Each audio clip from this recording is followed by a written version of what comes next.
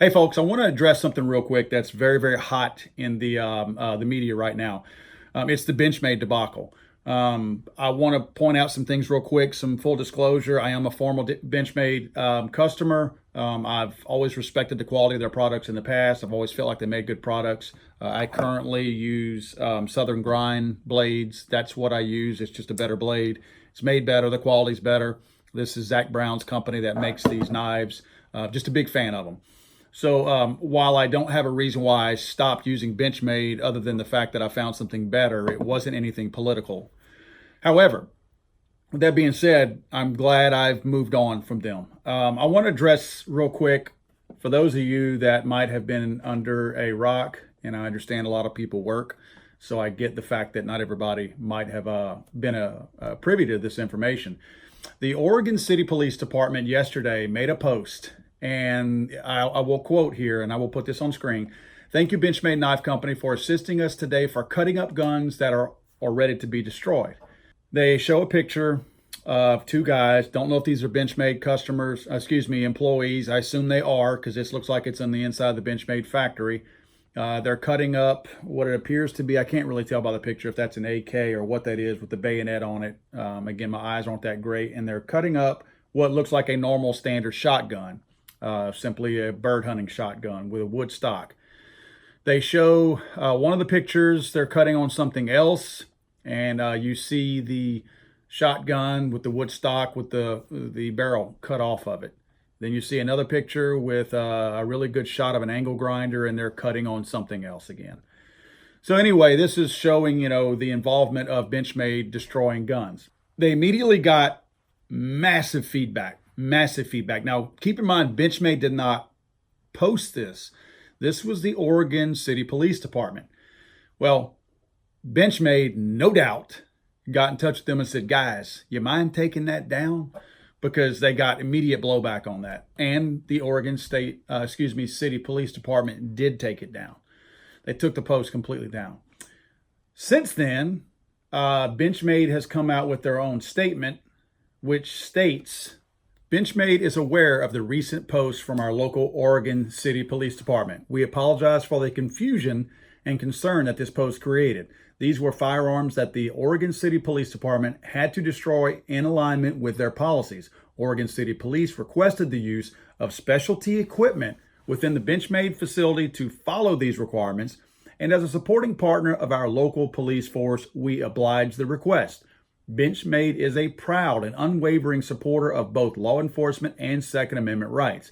These are commitments that we do not take lightly and will continue to support well into the future."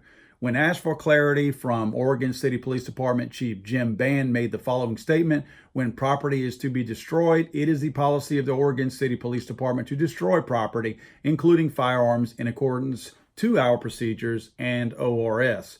The Oregon City Police Department does not sell firearms." Okay, the first problem I have with Benchmade is choices. That's the number one problem I have, choices. We all need to be held accountable for the choices we make in life. That's part of the problem of the world today, is nobody feels like they should be held accountable. I say nobody. The younger generation and some of the victim people out there, and of course people on the anti-gun left, they want to blame everybody and everything else for what happens and never take any accountability for their own actions. That's a big problem. That's what Benchmade is doing right here. Benchmade is almost making it look like they are a victim, to the point of saying that we apologize for the confusion, like we are the problem. We consumers, those of us that have a problem with what Benchmade did, we're confused. We're confused. We don't understand the big people, what the big people are doing. So they're going to help school us to relieve our confusion. That's one of the first problems I have. Okay, this is a lot about optics. That's why I have a problem with Benchmade even taking part in this. Benchmade could have said, two ways they could have handled it. "Guys, look, we will cut your guns up, but we don't want any press on this." And I'm not saying that's okay. That's deceitful. But they could have done that. They could have said, "Guys, we don't want any press on this. Bring the guns over. When we get to them, we'll cut them up. We'll do whatever we got to do. No cameras." Again, that's the deceitful way to do it, but that was one way to handle it. The other way to handle it is to say, "I'm not doing it. Guys, I respect your business. We will continue to give you the breaks on prices that we give you to your local law enforcement, but you're going to have to find somebody else to cut your guns up. Hey, you know what? Maybe they could have even loaned them this specialized equipment, angle grinders, maybe a torch or two. They could have loaned that. Again, I don't recommend that from a pro Second Amendment group, but they could have done that. You might be thinking, well, what do you care if these were mandated by a court system to destroy these guns? Why do you care? It's optics. It's optics. Believe it. It's optics. You can't insert yourself into a situation that comes across like that. And part of the problem with that is there's a lot of law enforcement across the country who have to get rid of guns. You know what most of them do? If they're perfectly fine guns, they don't destroy them. A lot of law enforcement agencies across the country will simply sell these guns to local gun FFL dealers completely legally, and they in turn are able to take those guns and I guess you could say recycle them, put them back into population, totally legally. Again, we were looking at a bird hunting shotgun here. That's not a common gun. That's not a preferred gun on the street.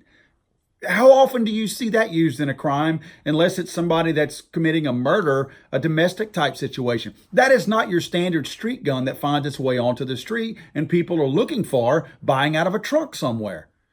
So Oregon has bad laws. Oregon has bad policy that they're mandating that guns be destroyed rather than just repopulating them out into the general population. Legally, of course.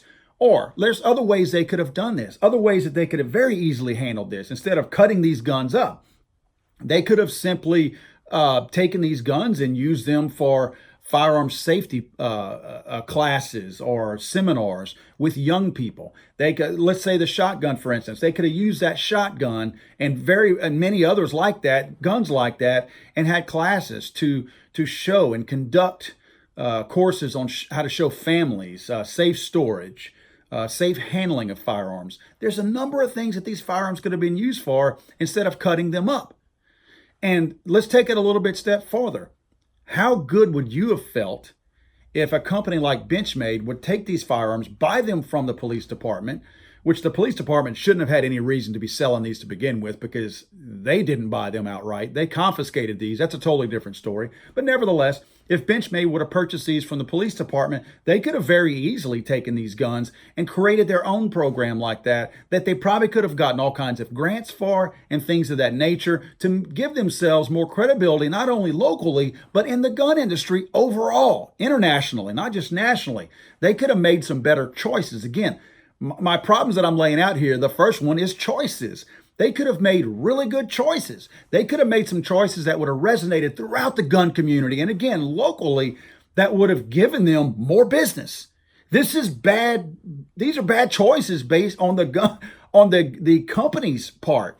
This is not something you can blame on everybody else. You can't blame this on me for being confused and not understanding the situation. I fully understand it. You were approached by a local police department to destroy guns that they were mandated by the court to destroy, and you agreed to take part in destroying those guns, which were perfectly fine guns. Yes, I get it. I'm not confused at all. I totally get it. The second part that I have a problem with is it allowed them to now become a target and people to investigate where their money goes. Benchmade now has been outed as a very anti-gun company because of their contributions to Democrats. And I say Democrats because I know we got some anti-gun Republicans, especially Marco Rubio over there in Florida. You know I'm talking about you. But historically, Democrats are the anti-gun people. Now, don't give me this, they have A+ ratings or A ratings with the NRA. I don't rate people's worth in the gun community based on what the NRA tells me to rate them, okay? So let's not use that argument here. Let's just follow the money. How about we do that? Let's see here. Where's my notes at? Here we go. And I'm looking at my computer screen, by the way, too. $1.2 million from Benchmade has been paid out to various lobbyists and politicians over the years since I think 2010. $1.2 million Benchmade has paid out. Now, remember, the Benchmade money, and I'm sorry for those of you that this is going to offend, especially from Benchmade, that $1.2 million, they didn't take out a loan to spend $1.2 million. That was my money. That was money that I sent to you and bought your products. That was profit that you skimmed off the top. You had left over because you would have never gone in the hole to pay this kind of money to politicians and lobbyists. So that's profit that you took, which means that's my money that you paid $1.2 million of it to politicians and lobbyists. 91% of that went to Democrats. 91%. That's less than 10% that went to Republicans. Again, I wouldn't trust a Republican in Oregon either. So if you told me it was half and half split, I still don't trust it. But nevertheless, you are paying into an organization that is known historically, locally, and nationally to be anti-gun. Now, again, I don't want to know what your NRA ratings are because it doesn't matter to me. I'm telling you what my perception is, what I see as a strong Second Amendment supporter. I see you spending 91% of $1.2 million giving to Democrats. That's over 5 election cycles, by the way. 2012 is the last time you gave a penny, 1 penny at all, to a Republican. 2012. So that's the last time you felt like a Republican deserved your money. Since 2012, that's 7 years, you have given 100% of your money to Democrats, who again are inherently known for being anti-gun. You're not going to receive much money from pro-gun people if that's where you're going to be funneling your money to. That's not going to come across very well. Okay, that's the second problem I have, is the fact that you're investing your money into the wrong people. First one was choices. This one is investing your money in the wrong people. The third one is very simple. It sure looks to me, by looking at these pictures, that Benchmade, using their employees, which these probably were, based on the statement on the picture and looking at the facility, it was in your facility that you actually performed a felony. That's right. You cut a barrel of this shotgun to shorter than 18 inches. My being familiar with firearms, I don't have to measure that gun. That is clearly a barrel that is shorter than 18 inches on this shotgun that you cut the barrel off of.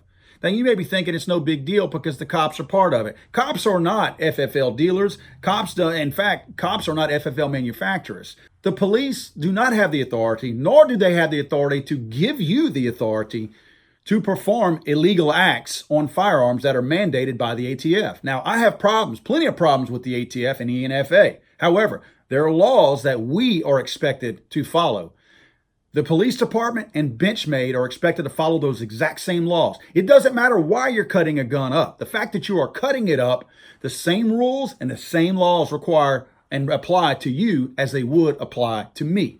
Only an FFL manufacturer in Class 2 SOT, or you could have an ATF Form 1, can do this. They're the only ones that can cut that barrel off. They created an NFA gun. They created a gun that is a felony. That's one that we know of. They documented it. It's in their picture. Now, is it okay to perform a felony just because somebody else told you could? At what point does somebody get held accountable for this? If I suddenly decide to cut the barrel of this shotgun off down to 18 inches just because I'm making a video, and even if I continue to destroy that firearm, if it's not destroyed yet before I cut that barrel off, if I cut the barrel off first, I have committed a felony. Do you think the ATF is going to be forgiving of me if I do it in the wrong order and I post a video or a picture to everybody out there to see?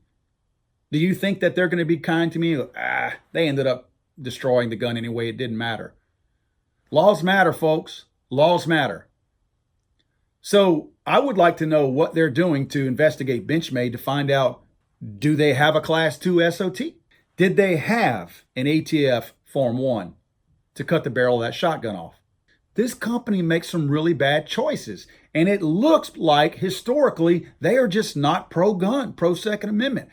If you are involved in the gun industry, so to speak, and the knife companies are, there's 100 of them at SHOT Show every year, you don't have to be marching down the street and yelling anti-gun slogans for me to paint you as anti-gun. Because if you don't fully support the Second Amendment, you're not fully supporting the Second Amendment.